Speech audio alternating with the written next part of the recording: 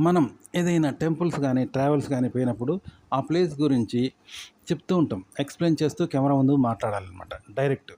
అప్పుడు ఎలా మాట్లాడాలంటే, మనం ఒక ఆర్టికల్ చదువుదాం అనుకుందాం, ఒక ఆర్టికల్ చదువుతా ఉన్నాం. అప్పుడు రీడర్గా చదువుతాం కానీ మనం వ్యాఖ్యాతగా రచయితగా రాసినట్టు చదవం కదా. ఒక ప్రేక్షకుడిగా చదువుతాం, ఒక ప్రేక్షకుడిగా వింటాం, ప్రేక్షకుడిగా రిసీవ్ చేసుకుంటాం.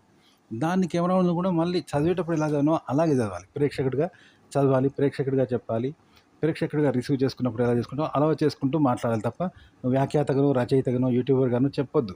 నువ్వు ఒక ప్రేక్షకుడివి. ప్రేక్షకుడిగా ఎలా చదివావో కెమెరా ముందు అలాగే చదవాల్సి ఉంటుంది. అయితే ఇప్పుడు టెంపుల్స్, ట్రావెల్స్‌లో కూడా మనం ఒక వీడియోలో కెమెరా ముందు మాట్లాడినప్పుడు, ఆ ప్లేస్ గురించి వివరిస్తున్నప్పుడు కెమెరా ముందు ఎలా చెప్పాలంటే, నువ్వు వ్యాఖ్యాతగా చెప్పొద్దు. విన్నావా? నువ్వు ఒక క్రియేటర్‌గా చెప్పొద్దు. నువ్వు ఒక రీడర్‌గా నువ్వు ఎలా నేర్చుకుంటావు, ఒక ప్రేక్షకుడిగా ఎలా తెలుసుకుంటావు, ఎలా వింటావు, ఎలా నేర్చుకున్నావో అలాగే నేర్చుకోవాలి మళ్ళా కెమెరా ముందు. అలాగే వినాలి, అలాగే మాట్లాడాలి. అంటే నేర్చుకుంటున్నావు, దాని గురించి అర్థం చేసుకుంటే ఎలా అర్థం చేసుకుంటావో అదే పైకి చేయాలి. అంతే తప్ప నువ్వు ఒక వ్యాఖ్యాతగా ఎక్స్‌ప్లెయిన్ చేయొద్దనమాట.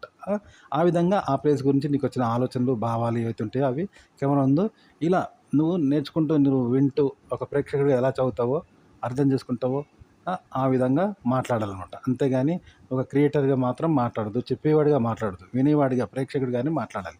ఓకే. అలా మాట్లాడుతుంటే అక్కడ వాళ్ళకు తెలుస్తా ఉంటది. అంతే తప్ప నువ్వు చెప్పొద్దనమాట. ఓకే. ఇట్లా చెప్పండి.